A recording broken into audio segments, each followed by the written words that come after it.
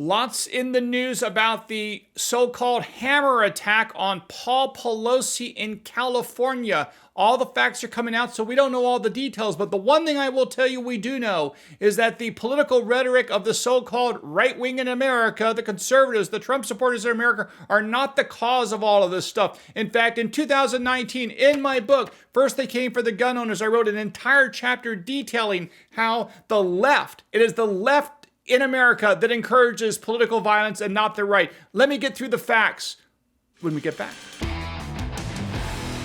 Hey folks, I'm Mark Smith, host of the Four Boxes Diner, proud American gun owner, constitutional attorney, member of the United States Supreme Court Bar, and best-selling author.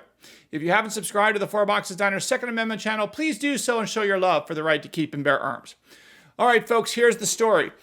Conservatives, and that certainly includes Second Amendment supporters, are under attack now by the mainstream media, the legacy media, which, of course, I don't view them as having very much credibility at all, but millions and millions of people do watch them. And, of course, ever since Paul Pelosi, the husband of Nancy Pelosi, was supposedly attacked by a psychopath with a hammer, facts are still coming out. We'll see what actually is proven to be true.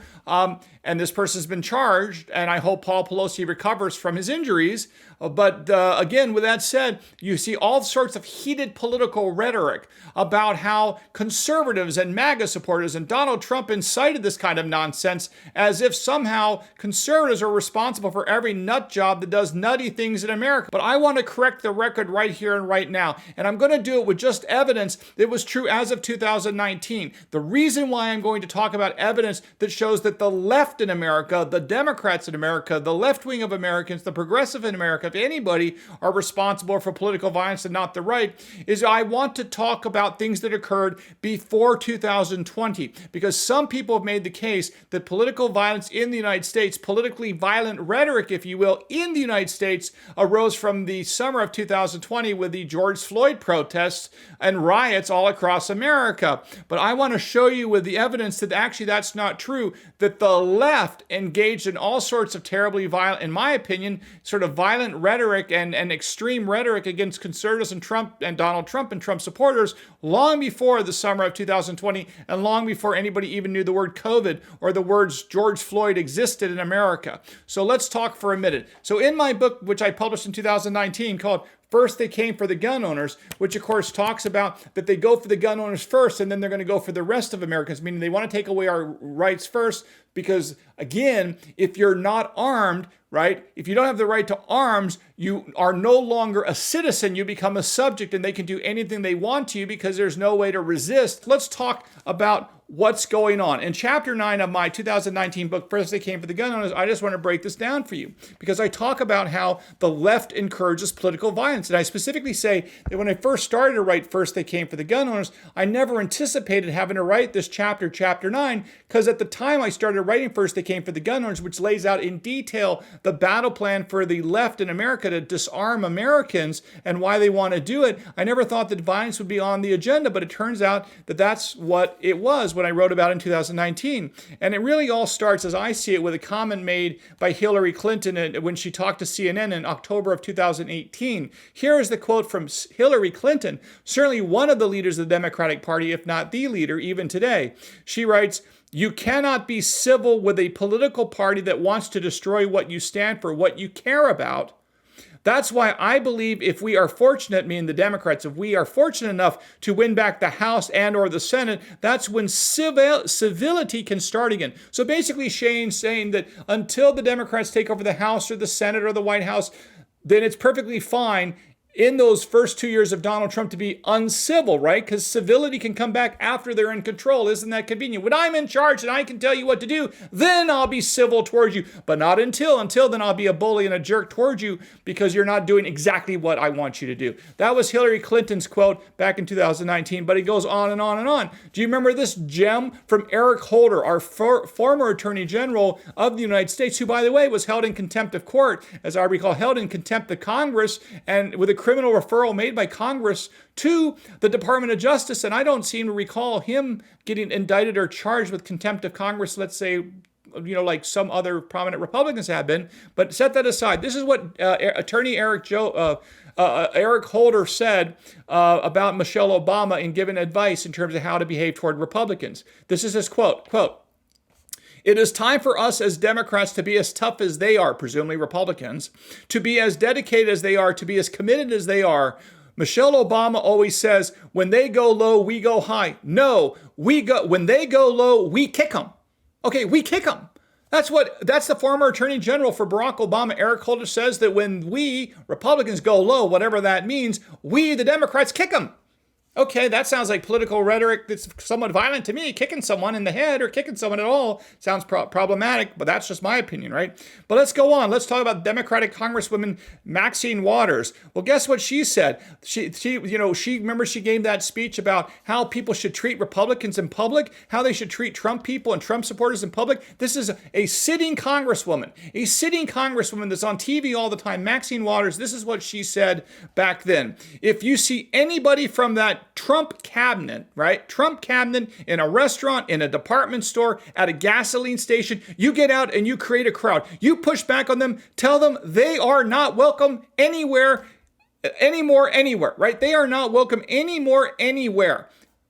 Well, how is that civil to have a sitting congressman talk about that with, your political opponents, Republicans who are law-abiding Americans? That's it sounds like heated rhetoric to me that can cause someone to freak out. And of course, let's not forget some of the things that went on in the early days of the Trump administration. Kathy Griffin, the comedian that used to appear on TV for New Year's Eve with Anderson Cooper, remember when she posed with a bloody Trump head in her hands in the name of art? Remember that? That seems kind of violent, to behead the leader of the free world, the President of the United States. That seems to suggest violence, right? That's in my opinion, at least. And of course, remember in Shakespeare in the Park, it was a similar thing where there was a metaphorical stabbing of Donald Trump in the Shakespeare in the Park that caused all sorts of controversy, on and on and on. Of all sorts. Remember, there was Madonna had a public fantasy about blowing up the White House. I mean, this is like the kind of rhetoric that we saw from Democrats against Republicans. And let's not forget, of course, that Rand Paul, was attacked by a neighbor. What prompted that? Well, I don't know. I don't think the guy was necessarily Republican, as I recall. And of course, we all remember Steve Scalise, the congressman from Louisiana, who was literally shot by someone that was a supporter of Bernie Sanders. And they went to the Republican practice. Remember, it was a Republican baseball practice with only Republican congressmen and their security. There was no Democrats there because it was the Republican team practicing for the congressional baseball game, and they were practicing. It was all Republicans on the field, and that's when the crackpot showed up and started shooting and shot Steve Scalise. And by the way, here's the critical thing, that there was a gun control bill being proposed by the House of Representatives, and Steve Scalise asked Nancy Pelosi for permission to testify in favor of concealed carry permits and the importance of the armed citizen. And guess what happened? Nancy Pelosi turned down Steve Scalise. He was not allowed to testify as a witness in the House, even though he was a fellow congressman alongside with Nancy Pelosi. She would not let him testify because she didn't want him telling his story about the importance of, the men there with guns that were able to fight back and save Steve Scalise's life. And many people don't have Capitol security to take advantage of. And he wanted, of course, to point out that, that people should have their own guns, which is a surrogate for when you don't have armed bodyguards like Nancy Pelosi apparently has.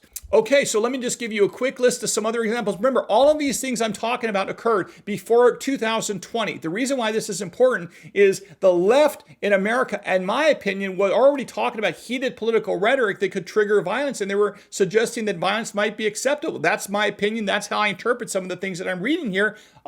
You take your own interpretation away with you, but that's how I'm interpreting it. But let me give you some other examples that I think are representative of how the left views the right. And again, this is all before 2020, before COVID, before the George Floyd riots, before any of this stuff went down. And it has nothing to do with, so-called MAGA supporters, which I think is all fantasy on the part of the left. It's simply not true. The political violence in America, in my opinion, comes left-wing quarters, not least of which, of course, as we know, the left-winger just recently, showed up in Brett Kavanaugh's neighborhood looking for Brett Kavanaugh's house with a gun so he could assassinate Brett Kavanaugh, a point that Justice Sam Alito just made in a speech to the Heritage Foundation last week, where he specifically says that we live in a world where the Supreme Court justices are put at risk because someone Probably a law clerk, we don't know, but someone at the Supreme Court leaked that draft opinion of Dobbs, which overturned ultimately Roe v. Wade, and that endangered all of the justices' lives, including Brett Kavanaugh, where a guy literally came